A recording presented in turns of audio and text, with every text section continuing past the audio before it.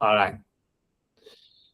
As people come in, first of all, I want to say welcome to everyone who joined us. I think we've got people from all over the world now either attending or watching this.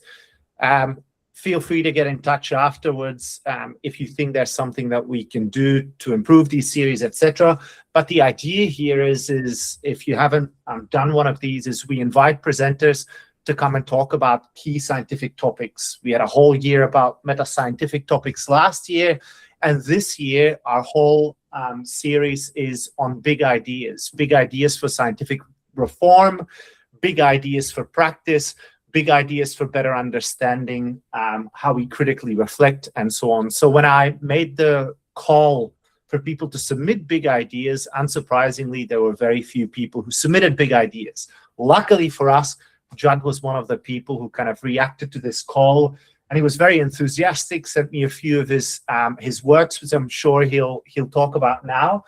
And I won't introduce Judd extensively, but basically Judd's a lecturer at Western Sydney University in Australia, and he'll talk to us about philosophy of science, logic, and theory development, which, if you attended Daniel Larkins' talk last month, really nicely aligns with where we left off in terms of collaborative science, and I think Daniel called it the theory crisis.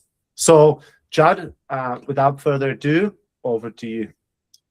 Yeah, thank you, Job. I guess firstly, I would like to say thanks for setting this up and allowing me to present here. I'm grateful to speak on this, and I'm very excited to talk on this as well. And I'd also like to thank everyone that's come to listen to me present. So I guess I'm a lecturer from Western Sydney University. So for me, it's afternoon. So good afternoon from Sydney. And I'm just going to jump into the presentation. So thank you for coming to my presentation, How Philosophy of Science, Theory Development, and Logic Can Enhance Sports Science and Medicine. Oh, now my slides aren't working. There we go. All right, so just a bit of background as to how this presentation's come about.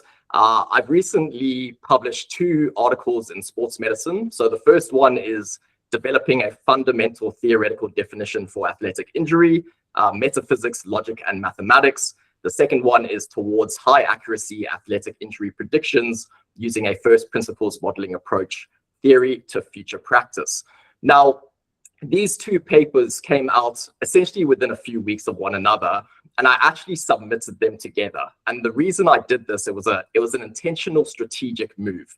The reason I did this was the first article, which is the definition article. I knew that if I submitted that paper by itself, I was going to end up with reviews that were essentially going to be along the lines of, this is too theoretical, this is too philosophical, I don't understand the applied application of this, this seems to be a rationalist perspective, and perhaps not an empiricist one, and comments like that. And then for the prediction article, I knew that if I just submitted this article, I was going to end up with comments that were along the lines of, that's not what an injury means, your model does not predict injury. Right, and I knew this was going to be the case because I've been submitting articles for probably 8 years now, and almost every single article I submit, I come across this exact same problem.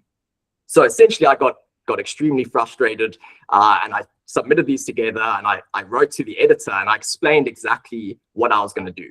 Right, there's a reason I'm doing this, and if you read the quote at the top, you'll see how strongly worded this is. This is from the first article. I say, athletic injury remains inadequately conceptualized and poorly defined. Existing definitions lack the conceptual clarity and logical coherence required to support its maturation into a scientifically meaningful and reliably investigable concept. Now, that is obviously a very strong claim, but it's one that I believe in very strongly, and I'll explain why throughout this presentation. But essentially, for this presentation, I'm not actually going to talk about either of these papers in much detail. I'm actually going to talk about the philosophy of science and the history of science as it underpins these papers. So if you want to read these papers, I recommend that you do, particularly the definition one, I think is particularly interesting. The prediction one is more so the applied application of it. But I'm not going to talk about them in that much detail. I'll obviously touch on them throughout the presentation.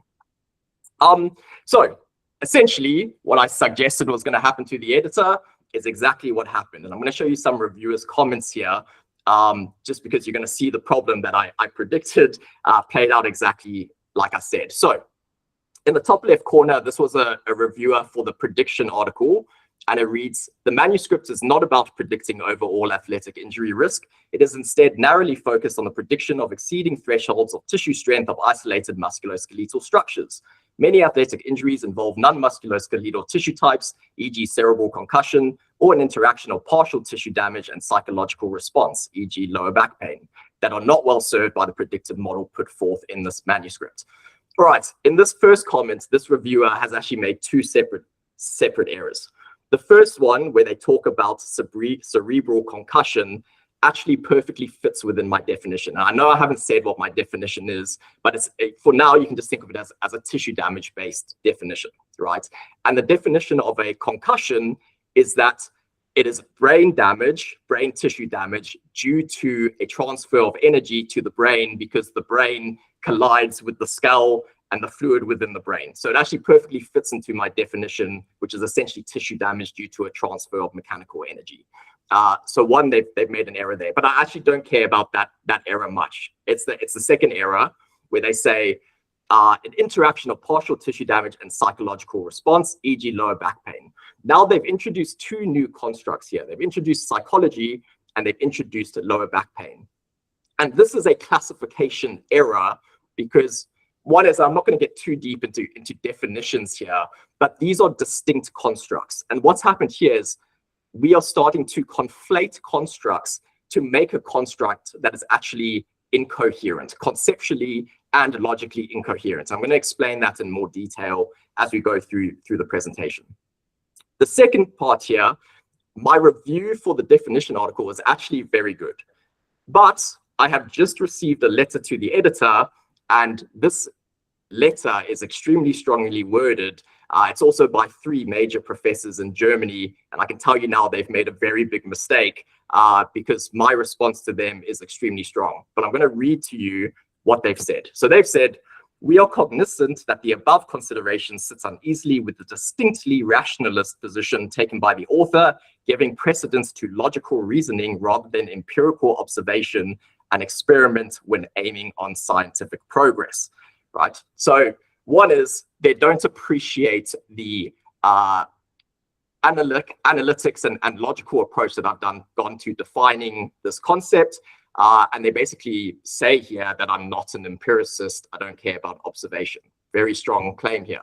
Second thing they say here, and I'm going to explain how this is actually a sleight of hand philosophical move that they've done here. And I'll explain this in more detail, but they say, "In fact, many prominent and apparently functional concepts lack a universal theoretical definition. One example is probability, with frequentists and Bayesians holding famously competing views about its essence, and there are other interpretations still. At the same time, probability is fruitfully employed throughout science, the demarcation of which is another case in point. An equally well-known and more tangible example is species."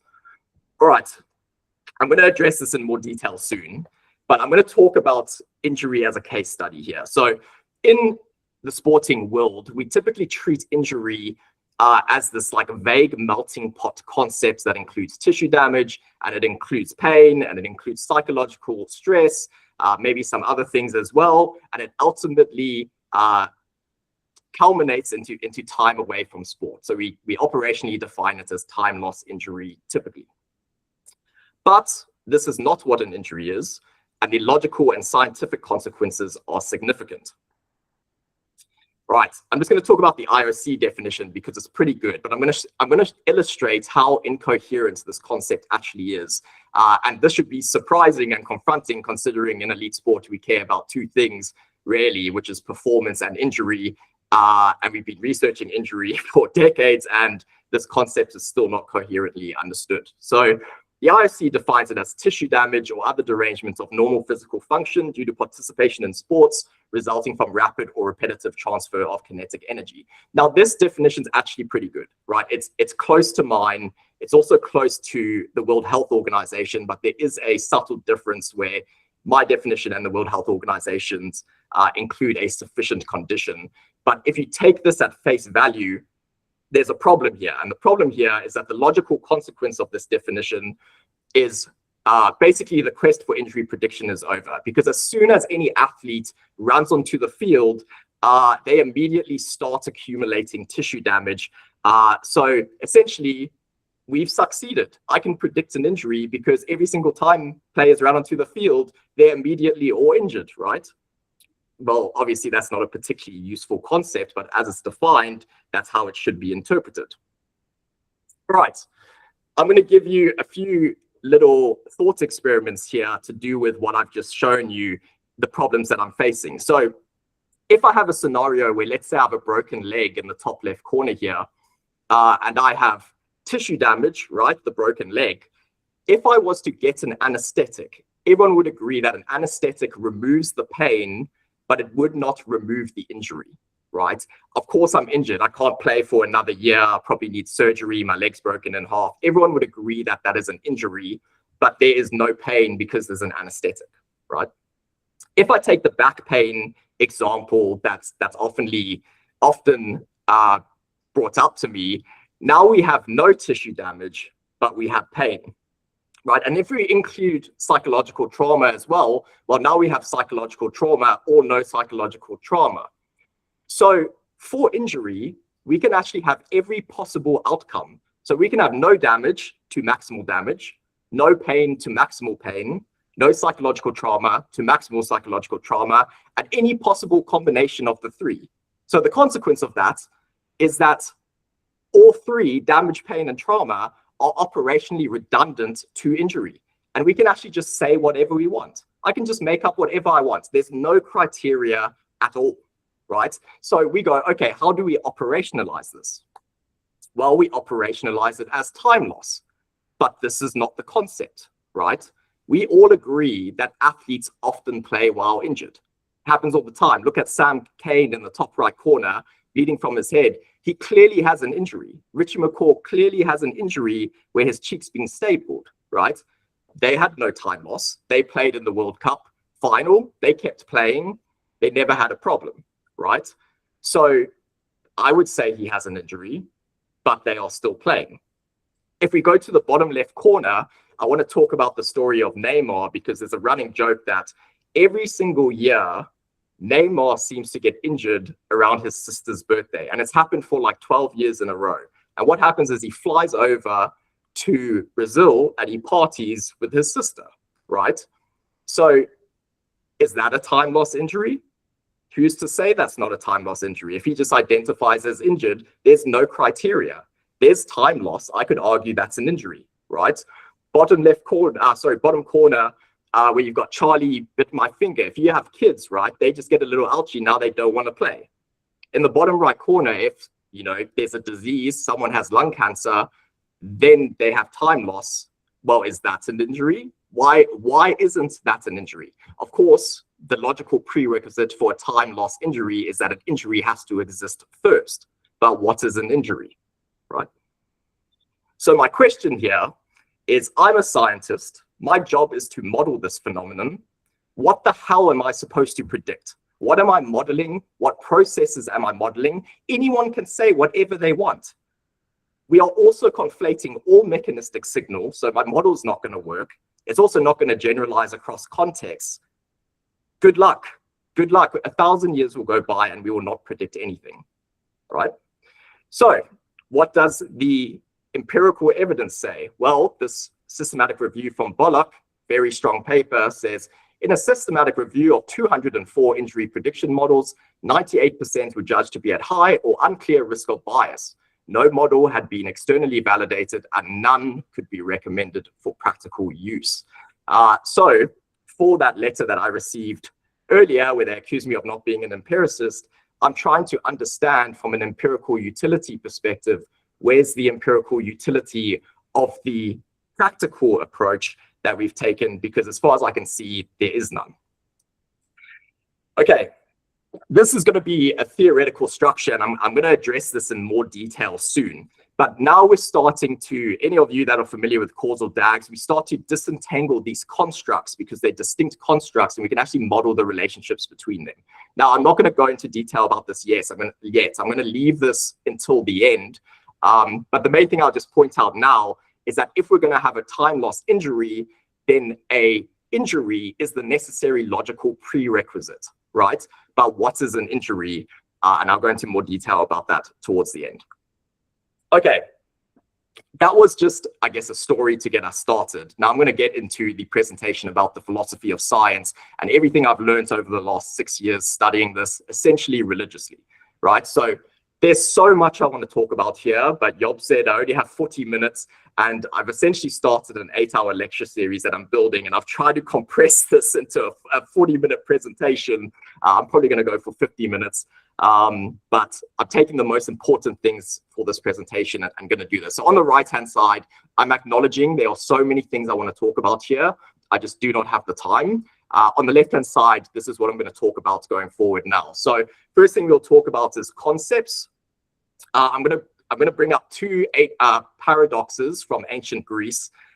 Zeno's paradox, so one in particular, and then the ship of Theseus. And I'm going to talk about Sir Francis Bacon and his idols of the mind. I'm going to have a brief history of logic and mathematics, philosophy and science, and I'm going to talk about the beginnings of logic and Aristotle and deduction. I'm going to talk about cogito ergo sum, so I think therefore I am, which you should all probably have heard of at some point, which is René Descartes. And then I'll talk about Francis Bacon, him embracing inductive logic and the development of the scientific method. Then I'm going to talk about theories and Popper's falsification. I would love to talk about causality in more detail here. I'm just not going to have the time. And then we're going to construct a theoretical framework for injury, and I'm going to show you the modeling implications for this as well. All right, what do I want to achieve here? So I want to make you think, potentially put you into an existential crisis, then hopefully somewhat pull you out of it. I'm going to provide you with a basic, essential introduction to the history and logic of science and mathematics. What is science trying to achieve? Provide you with the logical tools to start testing your concepts and constructing coherent theoretical frameworks to guide your research and test your assumptions. And then show you why Francis Bacon and Popper would be very upset with us, and that without logic and coherent theories, the scientific method begins to break down, and we are essentially doing science, and I put that in commas, blind. Finally, I want to make you bullshit proof, and you're gonna pick up on this along the way. All right. So the first paradox I'm going to talk about is one of Zeno's paradoxes. Now, you might be familiar with the story of Achilles and the tortoise. This is essentially the same paradox, but I'm going to change it slightly. I'm going to talk about the arrow and the target. Right?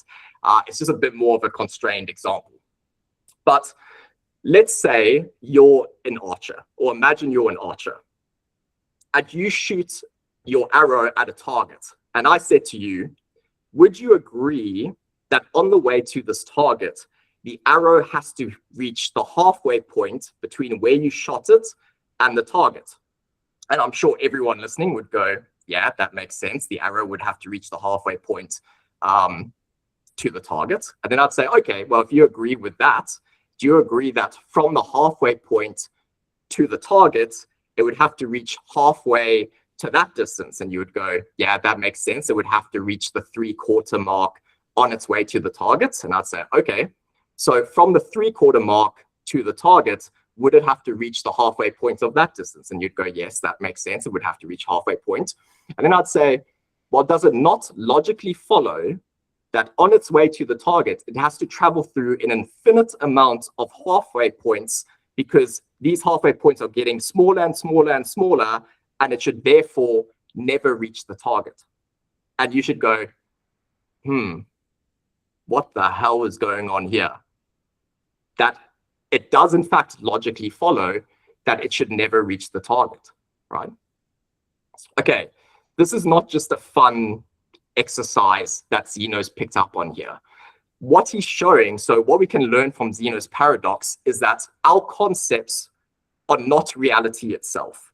We impose concepts on reality to make it intelligible to us. They are models/frameworks, so theoretical frameworks, you can think of them for now, that we impose, and these models/frameworks often break when pushed to their limits.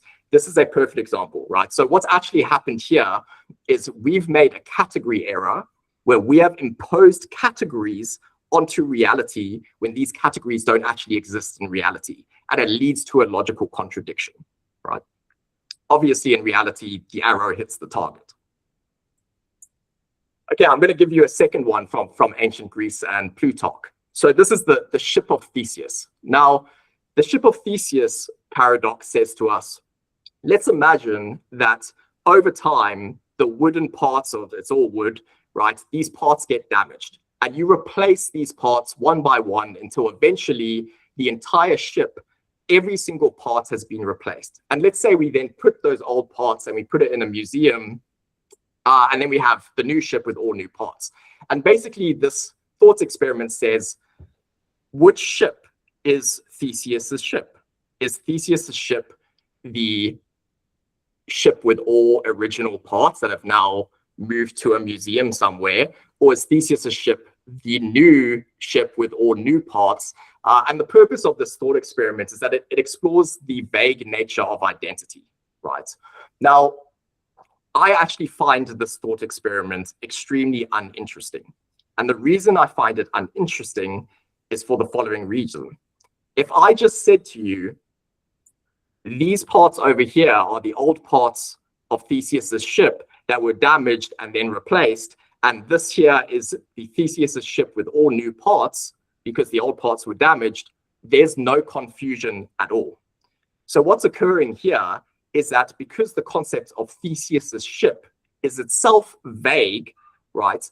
This thought experiment is playing on that vagueness to come up with some sort of like intellectual aspect to this.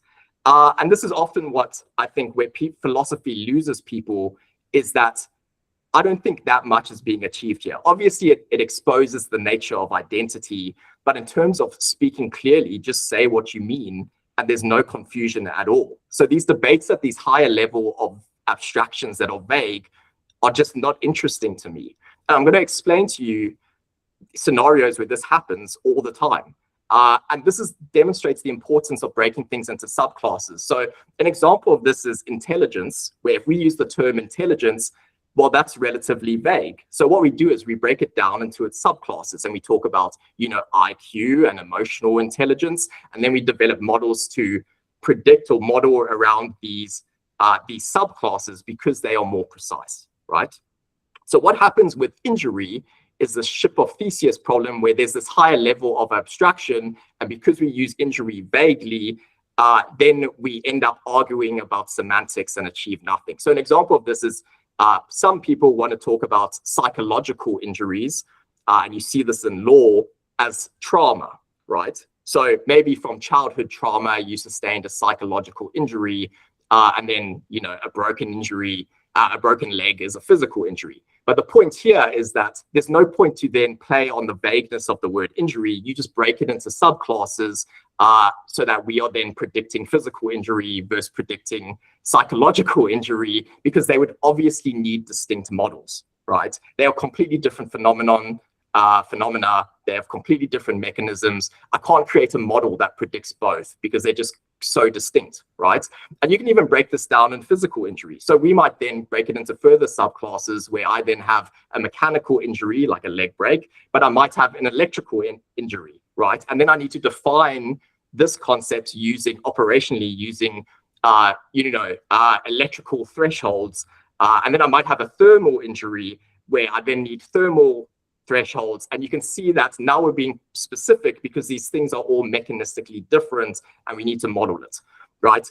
Now, politicians do this all the time. Another example is immigration, right? If you just said immigration is good or immigration is bad, this to me is completely uninteresting because there's no nuance here, right? And this is what politicians do because you can get away with it and never get pinned down on what you're saying. But really what we should be asking, well, this is dependent, right? It depends on what skills do we need? What skills do immigrants have, or these specific immigrants, or, does their culture fit with us, whatever. We can break it into subclasses, and then we can actually answer specific questions because we know it's context dependent. Now, what that group did with their letter around probability is exactly this as well. So Bayesian statistics and frequentist probability, these are very well-defined formal frameworks. So what they've done is they've taken the overarching term of probability and basically said, because probability is vague, therefore we don't need coherent theoretical definitions. And it's like, no, you've done a trick here where Bayesian statistics and frequentist probability are extremely well defined. They've mathematically defined things. So that's why I say they've done something in terms of changing the level of abstraction. All right, final thing I'm going to talk about is Sir Francis Bacon, because he's an absolute hero of mine. He's had his 4 idols of the mind in book 1 of Novum Organon. Now, the first 2 I'm just going to whiz through because I just want to talk about the 3rd one here, and then I'll talk about the 4th one a little bit later. But idols of the tribe, that's essentially referring to bias, right? All of these things are a form of bias, but idols of the tribe is basically a bias just because we're humans. So he basically says, humans, we're this pattern recognition machine, and we see patterns where they don't actually exist, and that's sort of just part of the human condition. Idols of the cave, this is referring to individual biases. So this is like, because you have a certain education and a certain culture and upbringing, this gives you all kinds of biases. So like an example of this would be, maybe if you were born in Europe, you might be raised a Christian, and that will change how you perceive the world. And that's maybe a source of bias, right? Where maybe if you were born in India, you might be a Hindu, and that changes it as well. So that's what he's referring to here. The 3rd one, so idols of the marketplace that I want to talk about, this is referring to language. So he was raging at the time with philosophers that intentionally play on vague language. There's more to this than what I'm saying. He also criticizes Aristotle, which I'll get to later. But essentially, by playing on vague language, you make the illusion of being an intellectual because you talk in vagueness and you can never get pinned down, and you can constantly dodge arguments, and it ends up being essentially a theater-like scenario, which you can see as the 4th idol. And this is essentially what he's complaining about here. All right, so I've got a quote from Popper, which is, irrefutability is not a virtue of a theory, but a vice. The next is from me, these aren't quotes, but essentially, vagueness is the enemy of scientific testability. The more vague a claim is, the harder it is to test, falsify, or use causally. Mathematics is, of course, the language of precision. So when we're using words, part of Bacon's, I guess, frustration was that words are often inherently vague. Right, then they're not close to being as precise as mathematics, and this causes a whole bunch of problems in terms of debates and arguments and whatnot. Right, let's talk about logic and mathematics. So I've got a quote here from Einstein, which is, if what is seen and experienced is portrayed in the language of logic, we are engaged in science. If it is communicated through forms whose connections are not accessible to the conscious mind, but are recognized intuitively as meaningful, then we are engaged in art. So the point here is that logic underpins all of science. And I'm going to get to that in more detail now. So in terms of logic, it originated in ancient Greece with Aristotle, who formalized deductive reasoning in his book, The Organon. He specifically did this in the prior analytics, and then he went into definition theory in the posterior analytics. But he did this through the syllogism, right? And the syllogism is a structure where a conclusion follows necessarily from 2 premises. So here's an example of a syllogism from my definition article. So if you've read that, you would have seen this already, but it basically takes this form. If I have the premise, all Olympic 100-meter sprinters are human, Usain Bolt is an Olympic 100-meter sprinter, therefore it logically follows that Usain Bolt is human, right? It follows necessarily if you accept the premises are true, right? So this is deductive logic because it follows through logical necessity. Okay, with this slide here, I know this looks a bit heavy. I basically just want you to look at the yellow box that I've got in the bottom corner. And all I'm showing here is that logic is actually converted into symbolic logic. And you'll notice it looks quite a lot like algebra. And I've sort of simplified this here. Usually it looks even more difficult here, but I'll walk you through this. So the upside down A stands for all. So it basically says all X are Y, Z is X, therefore Z is Y, right? And this is the logical form of the argument. And you can see that this is the form of the Usain Bolt argument. So all X, so all humans, all Olympic sprinters are Y, so are human. Z, which is Usain Bolt, is X, so Usain Bolt is an Olympic sprinter.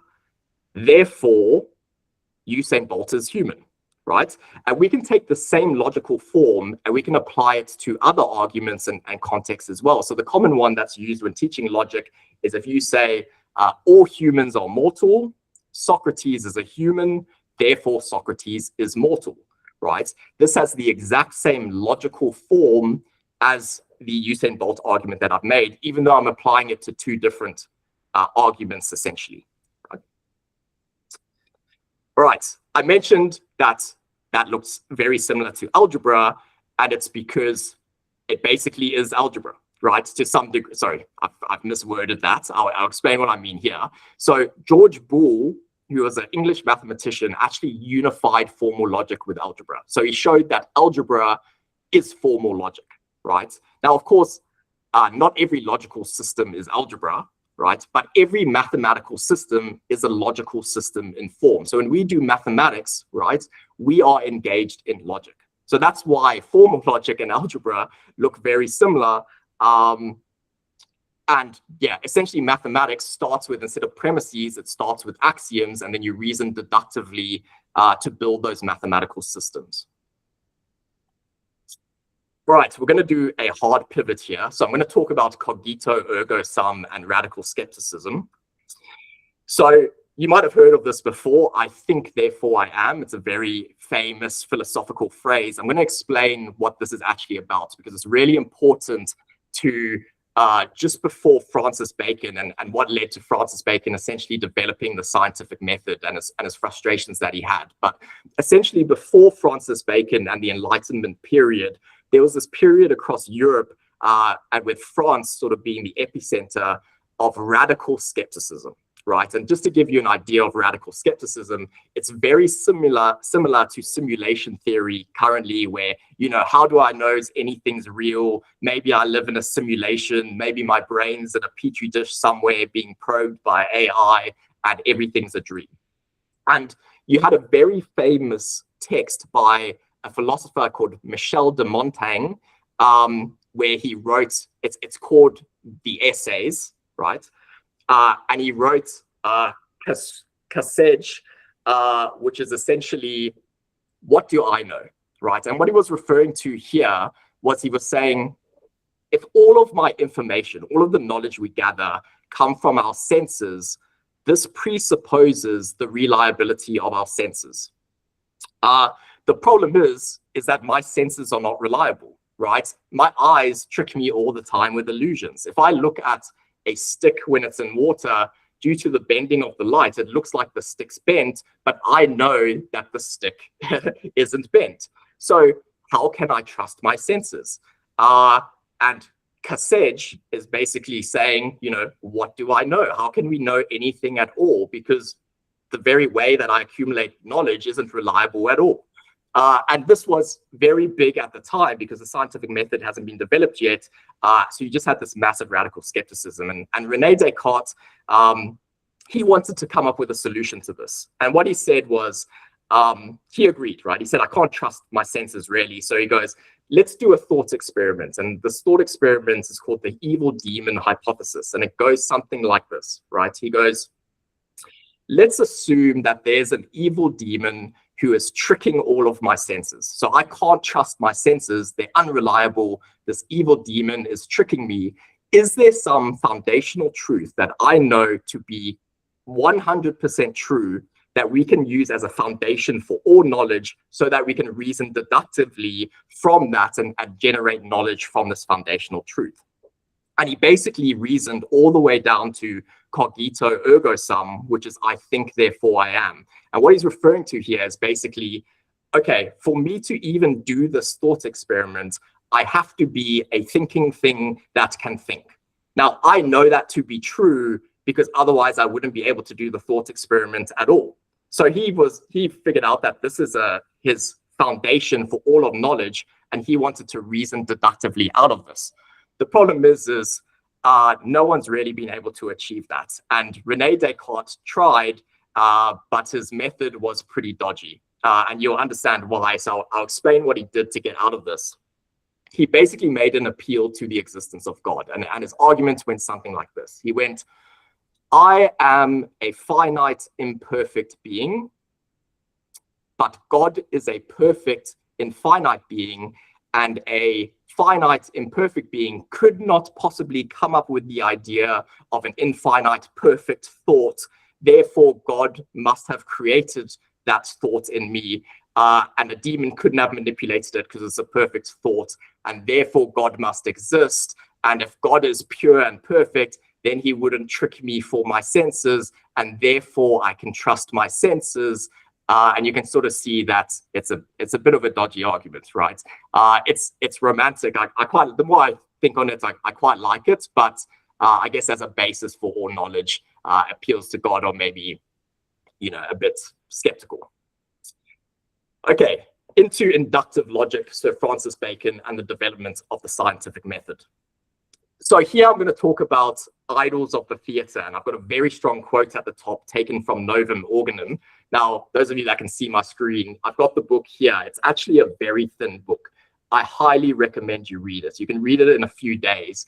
Book 1, I think, is one of the most epic reads I've ever done, and it's led Sir Francis Bacon to be my hero. So you can see in the bottom right, I've named him Sir Francis, everyone is full of shit, Bacon, because he absolutely tears everyone apart, including Aristotle. And that quote at the top, he says, Aristotle, who corrupted the natural sciences through his logic, right? And this pertains to idols of the theatre. So what idols of the theatre is referring to is he basically says, hang on, this deductive logic of Aristotle that everyone's been doing for the last, 3,000, 2,000 years, there's a big problem here, because you just make up what your premises are, and then you reason deductively from that about what underpins your premises, right? You just seem to have made this up. And even worse, this presupposes that you already have the knowledge because you set the premises, and then you just reason deductively from these premises. So you're not actually generating new knowledge. You just assumed you had the knowledge and created these systems, these logical systems. So he was kind of like, all this tells me is like, yeah, you're really good at logic and shit, but like, you're not generating new knowledge. And that's why he calls it theater. He basically calls it a house of cards, right? You're building this house of cards, and it's very elaborate and logical, but you're not generating new knowledge. So what he's done here is he's embraced inductive logic to generate the scientific method. And I'll give you a simple example of inductive logic. So here's a simple example. So Jamaicans have done well in sprinting in the past. Therefore, Jamaicans will do well in sprinting in the future. Now, obviously, this is not necessarily true. It's probabilistic, right? Now, I think it's probably very likely Jamaicans will do well in sprinting in the future. However, maybe a disease hits Jamaica and everyone becomes slow and they never do well in sprinting again. That could theoretically happen. So it doesn't follow from logical necessity that Jamaica will do well in sprinting. So this is inductive logic. This is what Francis Bacon embraced in order to develop the scientific method.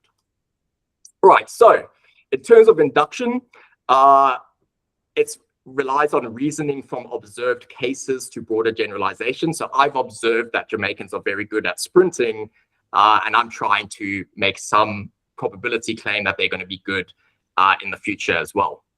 Science largely works on inductive reasoning, right? So we observe patterns in experiments or studies. We use those patterns to make predictions or guide future action. But induction is probabilistic. It's not certain, right? What Francis Bacon does in book 2 of Novum Organum, now this is a much drier read. It's quite difficult to get through, but he essentially uses his new method of true induction, that he calls it, in order to find the true nature of heat, right? And he basically looks at all the different observations. He looks at how, if you heat up metal, it expands. And if you boil, if you heat up water, it starts to boil. And he takes all of these observations and he creates these tables, and he basically reasons from this in order to try and find essentially the essence of what heat is. And he actually does an incredible job. He comes extremely close. Obviously, we know now that temperature and heat is essentially the average kinetic energy from all the particles. And he came up with something that was very, very close to that. So it's extremely impressive. I mean, he's obviously one of the most extraordinary humans of all time. And I highly recommend reading that book. All right, we're going to pivot again. I'm going to talk about theories and falsification. I really want to talk about causality, but I don't have the time. I'll touch on it a bit, but there's a very rich history and philosophy of causality as well. I'm going to tell you why everything is a theory. But what is a theory? And I'm going to give a generic explanation of a theory because it's still contested what a theory is, and I can go into more detail if that's a later time. But right, I'm going to start with examples of theoretical frameworks to show you why everything is a theory. I'm going to talk about Newtonian mechanics, Einstein's relativity, and quantum mechanics, and I'm going to talk about how force, the construct of force that we know so well, right, actually changes meaning between these frameworks. And then you could also think of a sports science example as sliding filament theory. And often students ask me, why is sliding filament theory just a theory and not proven? And the answer is that it will always be a theory. And I'll explain that in more detail soon. So with Newtonian mechanics, we're all familiar with the story of the apple hitting Newton on the head, and then he came up with gravity and force and generated his laws and all of that. I'm going to pose a question to you, which is, does force exist? And you're probably thinking, Judd, what are you talking about? Of course force exists, right? And I'm going to wait. I want you to hear me out, and I'm going to explain this in detail across these different theoretical frameworks. So in this image here, you've got a pool ball and you've got a yellow pool ball. And if we then hit the pool balls together, right, what we observe here, and all I can see is the white ball moving. And of course, the white ball would have a certain mass and a certain velocity. And then I see the yellow ball moving, and I maybe hear a sound. But if I was to say to you, what does force look like, right? Describe what force looks like. And the answer is that you can't, because you can't observe force. You can only observe the effects of force, right? And that's why force is a theoretical construct. And in fact, it's a mathematical construct, right? We know the law F equals ma, so Newton's second law. So what it is it's a mathematical construct that we use to describe the behavior of physical bodies and how they interact with one another. Now, there's all kinds of deep implications here for causality, because then if force is a theoretical and mathematical construct, if we then said force caused the yellow ball to move, well, what does that mean? Because what do you mean by cause, right? Can I observe, if force is the cause, can I observe force, which is the cause? No. So does cause exist? And this comes into Hume and then Kant and Pearl. Again, I'm sorry, I don't have time to go into it. But I'm going to explain this in more detail. So I've got Einstein sort of shooting Newton here, because when Einstein came up with relativity, he actually made Newtonian mechanics redundant. And the reason he made it redundant is because his framework of relativity explained everything that Isaac Newton's did and more, right? So if you look at Isaac Newton's Newtonian mechanics, what happens is while it works really well on Earth, if you go to really large celestial bodies and when things move at very high speeds, these relationships no longer hold. So I'm going to say, as a framework for reality, Newtonian mechanics is actually incorrect. And this is what Einstein showed. Now, when Einstein developed relativity, the meaning of force actually changes. So now force becomes constrained by the speed of light, and it's like relative to the speed of light, right? And then also gravity is no longer a force, but it's a bending of space-time. So these constructs that we use all the time, force, gravity, no one would deny that they exist. Well, hang on, Einstein defines them differently. And Einstein's framework predicts more of reality than Isaac Newton's, right? If we go to quantum mechanics, well, now force is now an interaction between quantum fields. Now, I've got them shooting Einstein, but that's too strong because there's people trying to unify relativity and quantum mechanics. But you get the point. The meaning of force is now changing between theoretical frameworks. All right, this is why I say everything is a theory. And everything's a theory because there's always other possible explanations, right? Newtonian mechanics works extremely well, but it was ultimately wrong. And maybe relativity is wrong because it doesn't work in quantum mechanics, right? This framework doesn't seem to make the predictions in quantum mechanics that are necessary. So we need a new theoretical framework. And this is a philosophical problem known as underdetermination. And this is sort of, if you know the movie, The Theory of Everything, and Stephen Hawking, he was essentially trying to work on a theory of everything. And what he means by that is he wanted to unify all of these frameworks under a single framework by making a theory that explains everything, right? So that was the idea. Now, of course, he didn't achieve that, and no one's achieved that thus far, but that's essentially the intention. All right, so what is a theory? A theory in science is a well-substantiated and logically coherent explanation of natural phenomena based on a body of evidence, tested hypotheses, and established laws. It unifies observations, allows reliable predictions, and remains open to revision or falsification as new evidence emerges. In short, we develop theories and theoretical frameworks so we can predict and test stuff. You can never prove a theory. You can only prove things mathematically, i.e. a mathematical proof. The reason being is that mathematics is grounded in deductive logic, right? The scientific method is grounded in inductive logic, which is probabilistic, and therefore does not prove anything deductively. This is why everything in science is always called a theory, including sliding filament theory, even if the evidence is overwhelming. Think force, gravity, Newtonian mechanics. The evidence is so overwhelming that gravity exists, but it still fits within a theoretical framework because it's grounded in deductive logic when we do our experiments. As mentioned, this is a philosophical problem of underdetermination. It's heavily tied to Descartes' cogito ergo sum, which we covered, because you can basically never prove anything using this method in the deductive sense. Always some degree of uncertainty, right? We only provide evidence for or against a theory. All right, we're going to pivot again. Hopefully you're keeping along with me. And I'm going to talk about the difference between science and pseudoscience and Popper's principle of falsification. So Popper, probably the most famous philosopher of science, philosopher of science that there's ever been. I'm a massive fan of Popper. I think he absolutely nailed it. And also his falsification principle is constantly misrepresented. And I'll explain why as we go on. So in essence, his falsification is that a scientific theory must be able to be shown to be wrong through empirical data. It must be testable. He highlights the limits of verificationism. So what verificationism is referring to is essentially the logic of trying to show that your theory is white. And he gives the example of, let's say you have a theory that suggests that all swans are white, right? Now we might go out into the world and we want to observe swans to see if this theory is correct.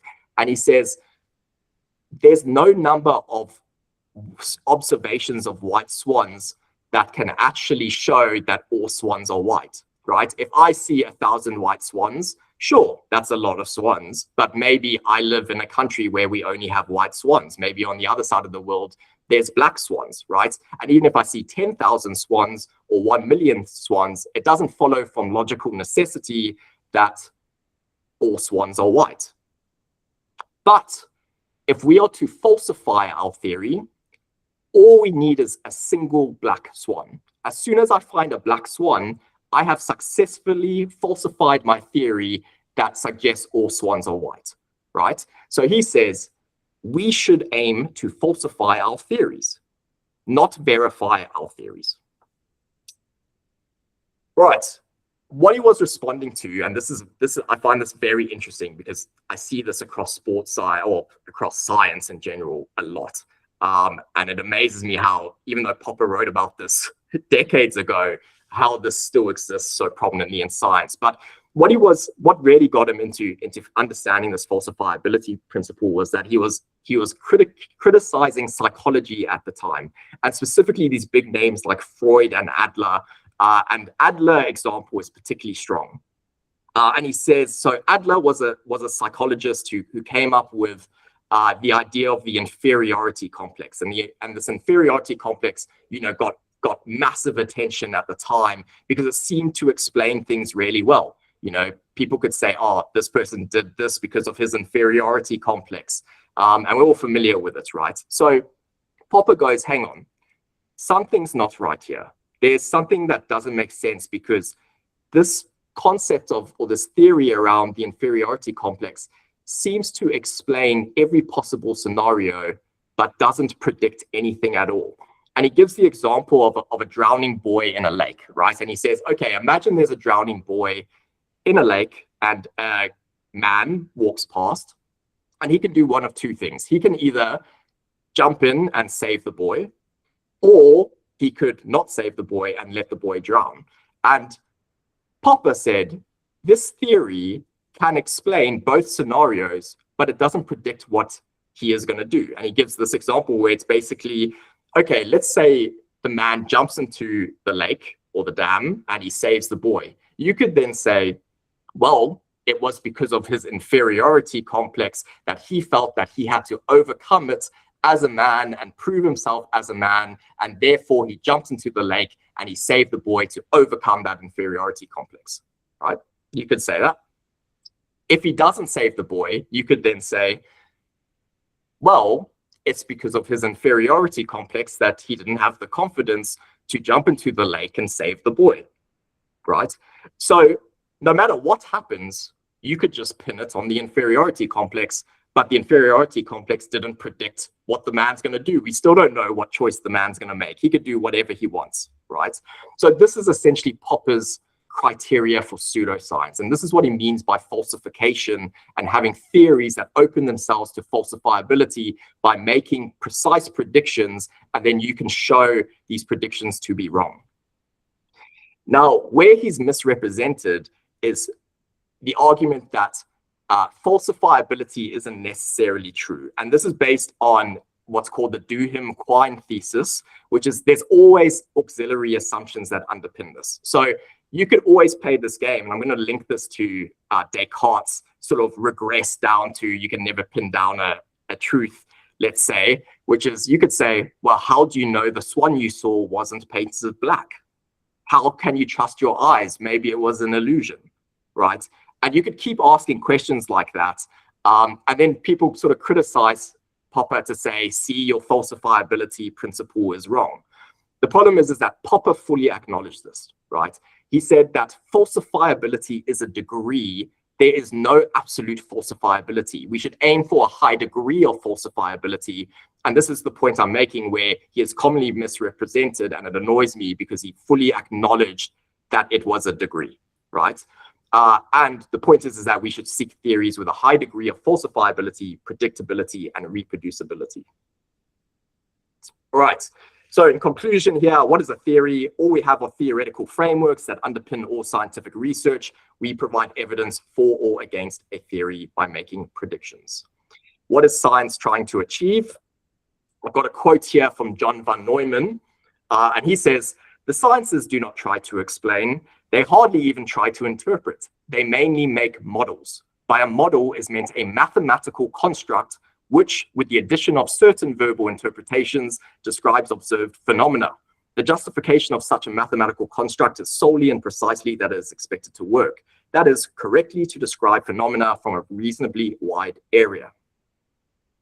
In short, We are trying to model nature/reality so that we can make accurate predictions. Accurate predictions is how we validate our theories. All right, I'm going to talk about this a little more. So with the who definition, so this is a very good definition. I'm very grateful this definition exists because it helps me with my arguments a lot.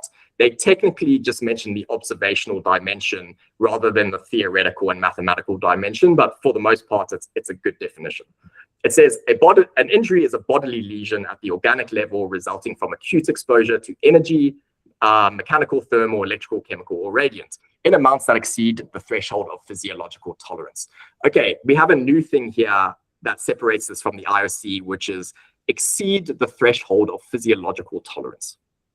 So yeah, bodily lesion is this observable dimension that we can then model to validate our models and ground them in observation. But what is this threshold of physiological tolerance? Because that seems kind of vague, right? All right, this is going to get a little technical, but I'm going to explain to you how you can have theoretical coherence, but meaning and essentially truth is model dependent, and they're not necessarily contradicting each other. So let's say, for example, we define injury as a lesion like the WHO does. If I zoom into certain tissues, if you look on the right, like bone, maybe it's the case that we always have little cracks in our bone, right? In which case we are always injured. So would I say, okay, we are technically always injured actually because we have all of these injuries. Now you could make that case, right? You could claim that that is technically an injury at that level, and we can model this across different levels as well. And I'll explain how this works. So if we look at different scales of damage, at the most fundamental level, what's happening is that you're breaking molecular bonds, right? And eventually, so you could argue that at the micro scale, a break of molecular bonds is an injury at that scale. But we can go to another level of abstraction here. We can go to, if you look at this concrete slab, you can pretend it's bone. We can go to a level where now we're observing cracks, and this is exactly how engineers and continuum damage mechanics sort of model the failure of things and the probability of failure across, you know, engineering structures, tissues, rocket ship parts, etc. But what they do is they count, or they measure each of the crack lengths, and they will compress this into a damage variable. So they're compressing it into a mathematical variable, and the equation, or the common equation here, is the sum of all crack lengths cubed over the total volume, right? Now, this is at the mesoscale, and of course, if I was to then try and model injury or structures that are about to fail, are we really going to measure every single crack that exists here? And of course, we're not, right? So then we go to another level of abstraction, which is the macro scale. And then at the macro scale, we have variables like stiffness and load-bearing capacity. And the way we validate this is you go, oh, this formula of sum of all crack lengths cubed over total volume is actually highly predictive and highly correlated with loss of mechanical strength, right? So at this higher level of abstraction, we know that it correlates very strongly with a loss of mechanical strength, and therefore we can operationalize it that way, right? So this way we can define injury as this damage variable across scales, and we have theoretical coherence, but the meaning is changing across the models that we apply, and they're all validated to one another. All right, hopefully you're still with me. I'm going to discuss a theoretical framework here, and we're going to start developing our theoretical framework. So here I've got theoretical / mathematical construct 1, which is force, causes, which is a metaphysical claim, injury, which is also now a theoretical, well, it is a theoretical, but it's now a mathematical construct as well, right? And because we've mathematized this, we can now model this because a prediction model is a mathematical model, right? Now, when I say cause, What I'm essentially referring to is the effect between variables ceteris paribus, which means all things being equal. You can think of it as essentially what an RCT gives you, right? If you run a randomized control trial, it's giving you the causal effect. That mathematical effect is essentially what the claim that's being made here. I think that makes sense, right? If I said force causes a broken leg, which is an injury, yeah, that makes sense. Okay, so now I can embed my constructs into a theoretical framework. So now we have force causes injury, injury then causes its symptoms, right? Because symptoms are a posteriori to the event occurring. So because I had an injury, I now have pain and I have swelling and I have loss of function and I have, other symptoms or psychological distress or whatever. And all of these together influence my decision not to compete. But the decision not to compete is also influenced by other things like match importance. Maybe I've got a final, so I'm going to play. Or maybe it's, friendly game, so I don't really care. Maybe I want a holiday like Neymar to visit my sister. Maybe I'm hungover. Whatever it is, it's a vaguer construct to try and predict. But it still remains that the necessary logical prerequisite is this injury, is that an injury has to exist first. And then we need to model this that way. So you can see how we are eliminating the vagueness and we are identifying these specific constructs, and now we are embedding it into a formal structure. Now, causal DAGs, so this is essentially a causal DAG, have now been formalized mathematically as well. So we have a formal mathematical framework for causality, which is called the do calculus as well. So this is not just a fun diagram that I've drawn. These would actually be specifically testable mathematical claims as well. And one of the things that annoys me is I recently saw a paper that had a DAG and it had biomechanics causes injury. And this is the point of vagueness. I have no idea what that means. How do I operationalize biomechanics? Because biomechanics is an entire field, right? So this is how no one would argue like, okay, biomechanics causes injury. Yes, but if I'm to operationalize that and model that, well, I don't even know what that means, right? So this vagueness that exists is completely hindering the scientific method.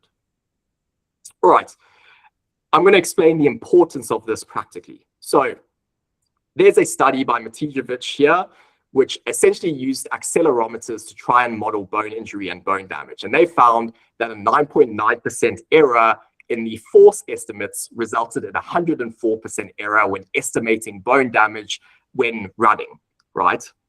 Now, I didn't actually need this study to exist to know this. And the reason I didn't is because these cumulative damage models have actually been around since 1924, right? So this specific damage accumulation model they used, which is known as Miner's rule, or the Palmgren-Miner's rule, existed in 1924. So I could just use that rule, put in the error estimates, and I know what my error requirements are.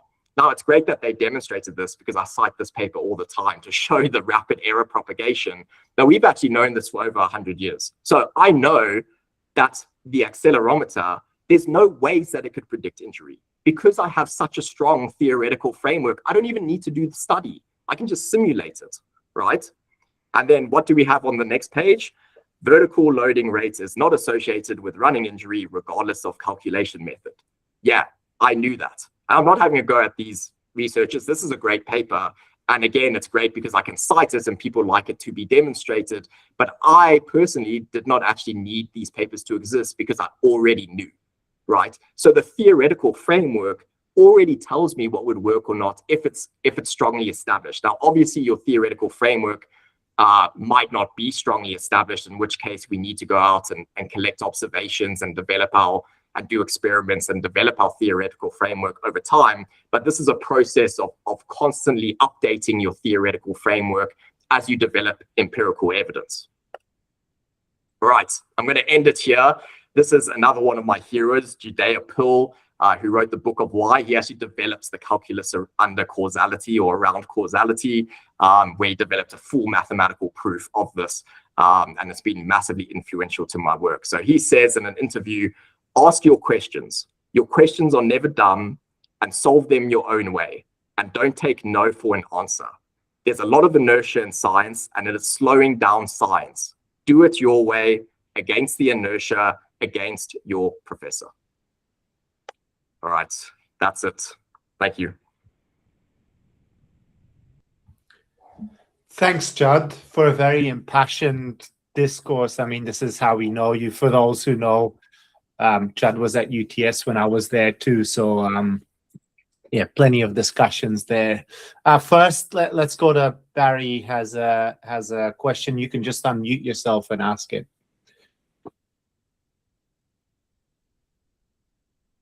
Did we lose Barry?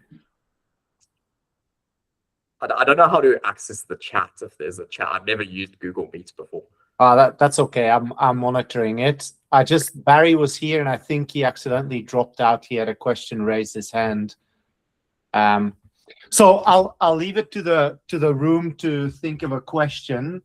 But before we do that, maybe I wanted to ask from you, Judd, maybe a slight pivot towards education. But I remember spending hours and hours and hours when I was studying we had to study philosophy, and as part of that, we had to study logic. No one knew what we were actually doing, what the logical exercises we were engaging in actually did for our scientific understanding, but it helps massively in developing scientific understanding. However, nowadays, we've lost a lot of that in the pursuit of job-ready graduates, and everyone has to walk out of university and immediately into the workforce.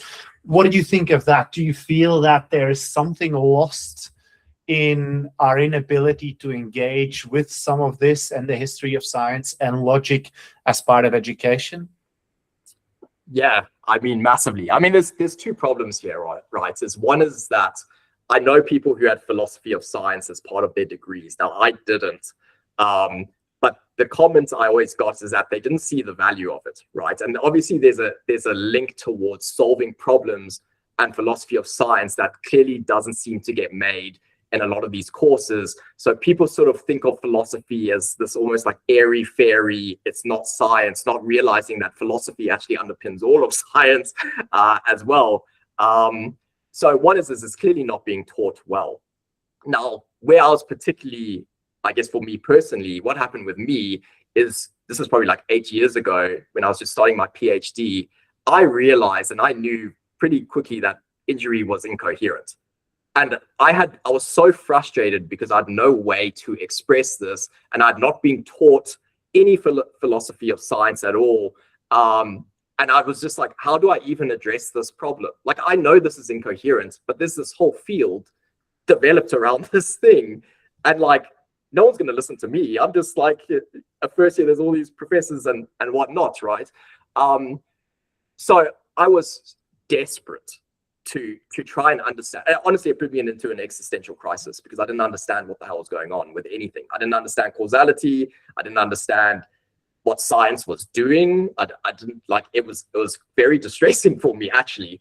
And I was lucky that Franco and Pilizzeri joined the university sort of in my either first or second year of a PhD, and we were having these conversations, and he said to me, you need to engage with the philosophy of science. And he gave me a book which is called, it's by Okasha, called like a basic introduction to philosophy of science, sorry, a short introduction to philosophy of science. And as soon as I read it, I was absolutely hooked. Like, I was like, this has all my answers. And essentially for the last like 5 or 6 years, I've just excessively read philosophy of science, probably more than anything else. This whole bookshelf here, this is all philosophy of science that I've read through. So yeah, my problem is that the fact that this has happened around definitions and incoherence, I mean, that's an extremely big problem. Like, how do we even do science with the concept? So yeah, something's gone wrong here. But that's part of why I'm writing my papers, right? I think it needs to be corrected. And yeah.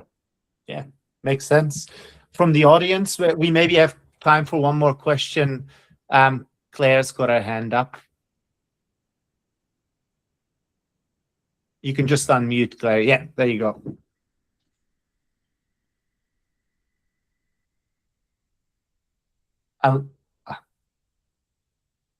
We can't hear you, Claire. We can't hear you. Yeah. You can always try and figure it out, Claire. Otherwise, you can type, and I can read the question, and we'll jump to Mark first. Mark. Hey, Job. Hey, Judd. Thanks for the presentation. My question is about just your, like, how much have you talked about your model and logic to practitioners? Because and are they intimidated because practitioners might be able to have this veil of uncertainty where they say, oh, so and so is injured or so and so is not injured, but like, are they accepting of your kind of introduction of logic into the injury space? And yeah, are they excited and want to see more, or do they feel as though it's too intimidating and they want to see less? Yeah, great question. So when I explain it, if I just put it into a sentence, I think everyone would agree with me quickly, where if I said, because you broke your leg, you had an injury, and therefore you experienced pain and psychological distress, and therefore made a decision not to play, everyone would go, oh, well, that makes sense, right? That's pretty logical there through that. And I think most people would agree with that.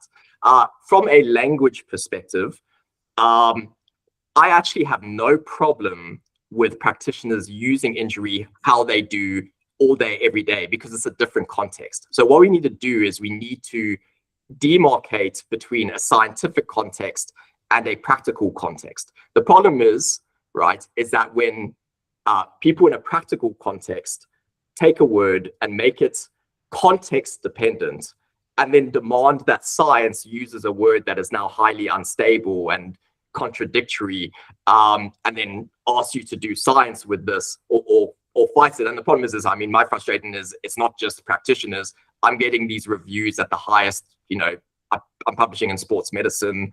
I'm getting these reviews the whole time in our top journals, right? So one thing is, let's say you're a practitioner and the coach asks you, is the player like unable to play? And you say, yeah, he's injured, right? What you mean is that he's unable to play, right? That's what you're communicating to the coach. That's no problem at all. You can use the word however you want. And in a practical context, if everyone knows what it means, no problem, right? The problem is that if you then say an injury means when an athlete can't play, but everyone would also agree that an injury, players play with injuries all the time, and that's a logical contradiction, well, there's a problem. Because if I, as a scientist, to do my job, have to model this thing, well, I can't model it now, right? So I think it's just respecting the different contexts. I have no problem the way practitioners use language in practice, but science is a different context. We're doing something different, and that's really important. Now, perhaps maybe the last question. Claire said regarding epistemology, in areas like talent development, we recognize individual variability and the value of qualitative methods to gain depth. This is not where scientific method is particularly the crux. So what is your perspective of this in terms of sports science? Apologies for the microphone issues. No problem, Claire. So in terms of qualitative research in the space, look, I haven't really gone down the qualitative space. I do, of course, I see the value in qualitative research. It's just not the direction that I want to go down. I think there's a lot of value to come from the quantitative side and advancements in technology. So like, especially if we see from, I guess, a technology perspective and an AI perspective, yeah, I guess the quantitative side excites me substantially, but yeah, I don't know. I don't want to comment too much on the qualitative. I just don't have maybe a good enough understanding of qualitative research. So sorry, I'm maybe curving the question a little bit there. That's okay, Judd. I think so. It's kind of, I hate saying in the interest of time, but unfortunately, just to make sure I respect everyone's time, we'll keep it at this. Judd has said that I can put his work email address in the communication I'll have when I send the recording out through email. Judd, if that's still fine. Yep. Yeah. Well, good. So you can always reach out to Judd with a question there if you want to. I just want to plug, I think in two months' time, our next session is with Andrea Kiss on the role of PhD students and how the role of the PhD student and its changes may be a big idea coming to scientific reform. Thanks everyone for joining us today, for the great engagement. And thanks Judd most of all for giving us his knowledge and his time and his efforts, which is greatly appreciated. Thanks everyone, and we'll talk soon. Thanks everyone. Thanks, Judd. Bye.